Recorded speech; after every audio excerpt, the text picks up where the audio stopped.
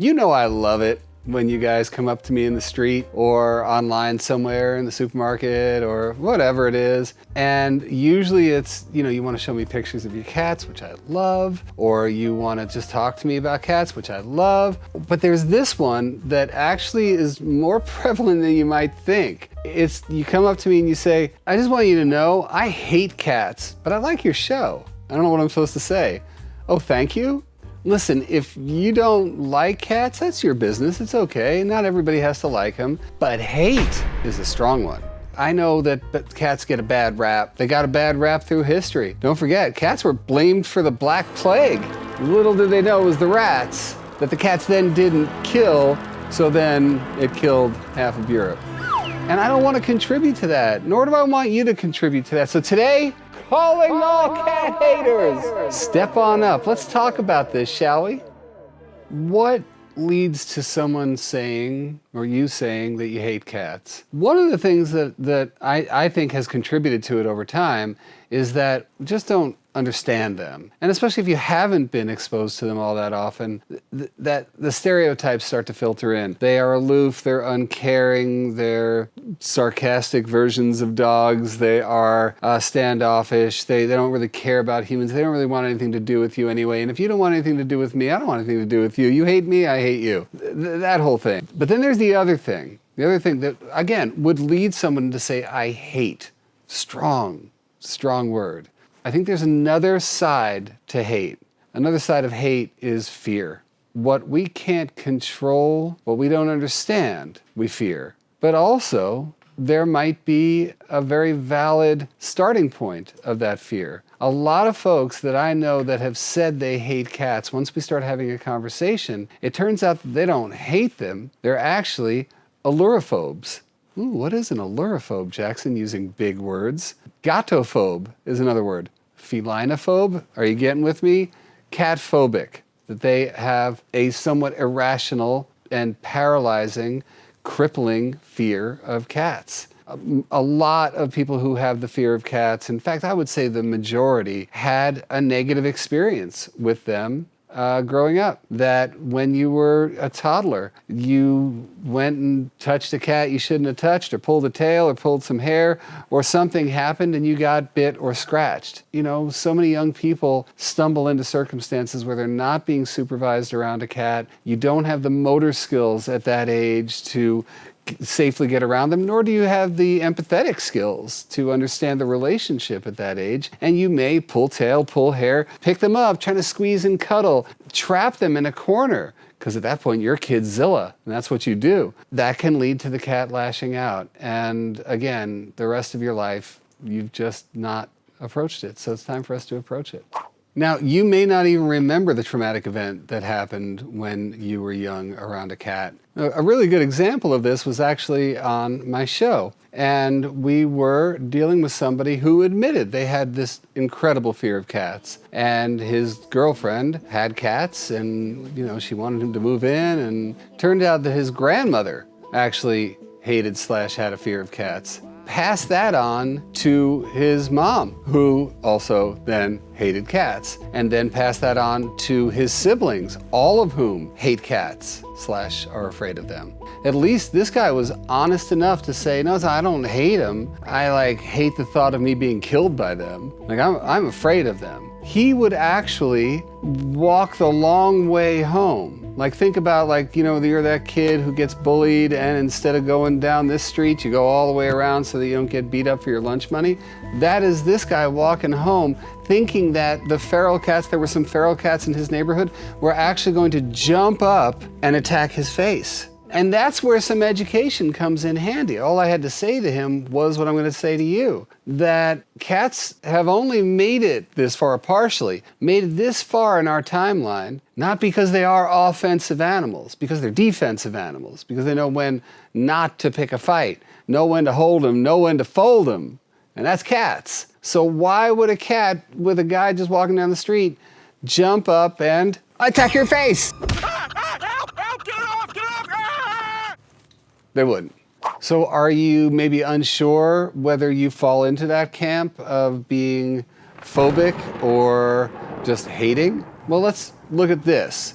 Extreme fear or anxiety is manifested in both emotional symptoms and physical symptoms. So if you hear the sound of hissing or even purring or yowling or any of those cat sounds, just hear it and it starts to set you on edge. If you start excessively thinking about how to avoid certain places with cats, like our friend in my TV show did, walking the long way home from school just so you don't have to go through the cat area? Or do you just stop going to places that might have cats, including breaking up relationships just because they have cats and I don't want to be around cats? Those are just some emotional symptoms. What about physical symptoms? I mean, there's a whole host of physical symptoms that are associated with fear and anxiety, not limited to the ones that you might be seeing listed right there. So that sets us up for our next phase of things. Now we're going to start talking about what to do about it. What I'm about to talk about has worked awfully well with cats that have fears of certain things. Watch this video up here if you want to see how to use what I'm going to talk about with your cat. And what we're going to talk about is exposure therapy. Exposure therapy is one of the most effective ways of dealing with phobias. And really all it is gradual exposing to the thing that you fear. It works whether you have a fear of flying or a fear of cats. And so what are the steps that we can take? If you really have a paralyzing fear, just even thinking of a cat, one of the easiest things to do would be just to watch cats silently on TV. There's plenty of channels on YouTube where it's just nothing but cute cats rolling around. You know that this cat's not going to jump out and do anything to you, so you could just watch the image over and over again. The next step could be something as simple as if you have a friend with a cat where they can put their cat in a carrier and you could just sit in a chair next to the cat and just know that cat's not going to do anything. Next step would be a friend who has a really friendly cat and you don't have to come into any interaction, just let that cat walk around and see how you can do then. Deep breathing, being mindful, staying inside yourself, being aware of what's coming in, but just reminding yourself in a cognitive way that this is not going to kill me. That's a very important thing because as we're young, we have this sense of mortification every time something really bad happens when we hit a trauma. And then we carry that with us. Now we've got the deep breathing, the mindfulness, sort of meditative state while all of this is coming to you. Now I'm going to give you something that's a little more active, sort of bridging that part, the desensitization, and how to get, our toes wet in the cat world, or our fingers. So if you've never heard me talk about the Michelangelo Technique, I've talked about it in many videos before, including the one that might be floating around my head right now. But the Michelangelo is a great way to meet a cat that you've never met before. So instead of trying to pet, instead of getting to that place where a lot of folks who do that, and this is what I want you to bear in mind. You'll do a couple of things. When you're afraid of something, we stare at the things that scare us. Think about it. Like if you're walking down the street, you see someone who scares you, like you might actually stare at them, which is crazy, but we do it anyway. And that's what you're gonna wind up doing with a cat. You wanna know where they are, you're gonna be sort of staring at them, they're gonna stop what they're doing and stare at you, and then the two of you are doing the showdown at the OK Corral stare down. We know where that ends.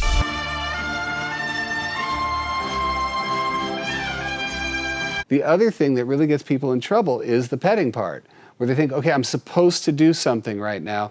Very stilted and scared. You're moving scared. And if you make that movement towards an animal that is absolutely heightened when it comes to something that might be dangerous to them, most of them just move away. But you might be putting that cat on edge as well. The Michelangelo Technique shows you that instead of having to pet, all you have to do is relax your hand and allow your finger to be a little bit of a nose. So all you would need to do then is when you go for it, instead of touching, you allow them to sniff, and then they'll do this thing. And cats will do this in a social setting with other cats. They touch noses.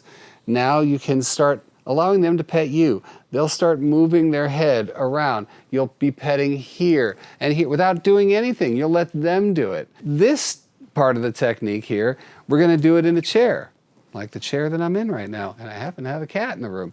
And all I'm going to do is allow my hand to come off the side here. In fact, I'll just lean over a little bit. Let my hand come off the side here. and then we'll allow the cat to explore me. And on her own time, or his own time, we got two of them in here, they'll find their way to me, and I'll show you what comes next.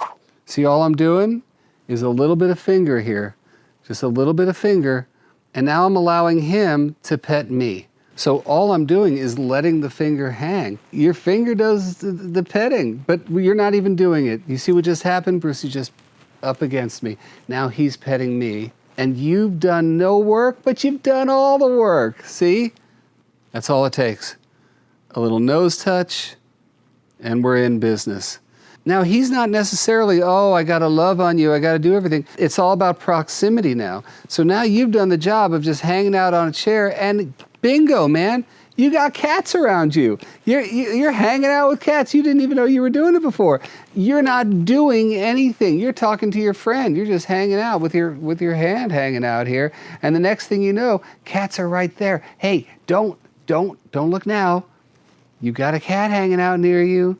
Oh, and now, oh my, you're the cat daddy. No, sorry. It's not always going to happen that way, but it just so happens that I've got really cute kittens hanging out with me. The thing is, though, again, the idea is no staring, no petting, no nothing. Your friend is sitting here, you guys are just talking, and your hand's just here, and you just happen to be doing this. That's it. That little motion. That's it. And there we have it. See? I allowed that to happen where the cat pet me, where I didn't have to do anything but just hold out my little Michelangelo finger and just relax my hand, and the rest took care of itself. They're not coming after you. A cat's not going to be on the other end of the room and just be like, I am heading over there to mess that stranger up. By avoiding eyes, by being able to relax and just doing your job, which is just letting your hand come down, a little bit of finger. Now we have a technique to get you to that place. And by the way, to circle back to our friend on My Cat from Hell, I took him to a cat cafe. And by the end of that visit, yeah, of course he was scared. But all the exercises that he learned and that knowledge that he wasn't going to get killed, nobody was going to attack his face. Anyway, this guy had a crippling fear. And I just want to say how much I admired his evolution from a familial standpoint. That generationally, they went from grandma saying hate, whatever she went through, hate, mom saying hate, kids saying hate, except for him saying, yeah, I'm actually really afraid. That's where this leads. It's good for you to explore that to some degree or another, even if it's not about spending the rest of your life with cats, even if it's just about knowing yourself better and being able to move through fear or feelings of hate in a real sort of holistic way, that's great. Jean-Jacques Rousseau once said that there is no happiness without courage, nor virtue without struggle. Heavy. And really, I think, appropriate to what we're talking about today. Whether you hate, whether you are afraid, explore it. Maybe you'll wind up with a cat in your life. Or at least you're not going to break up with somebody because they have a cat in their lives. That's a start, it's a step in the right direction. If you know anybody who fits the bill in terms of hate or fear of cats, whether they be friends or family members, share this video with them. Let them start to think about it themselves and start the conversation. And you never know, they may get a cat. In the meantime, I want to know what you think. Do you hate cats? Are you afraid of them? Or do you not understand this at all? That's what the comments are for. So leave me some comments. And until next time, my friends, all light, all love, all mojo, all courage, all happiness. Mwah!